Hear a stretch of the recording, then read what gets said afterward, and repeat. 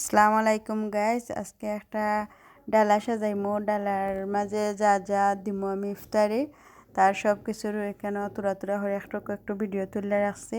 পরের ভিডিওতে ডালাত কিতা কিতা থাকবো সবটা দেখবা।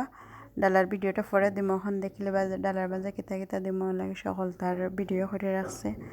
একদম বেগুনির ভিডিও করছে, আলুর চপের ভিডিও করছে,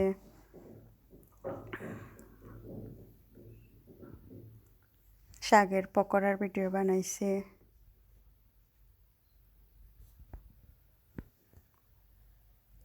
এই দেখো পকোড়ার ভিডিও বানাইছে, ছানা ভাজার ভিডিও বানাইছে। সব কিছুর ভিডিও আমার ডালার মাঝে যা যা থাকবো সপ্তাহে।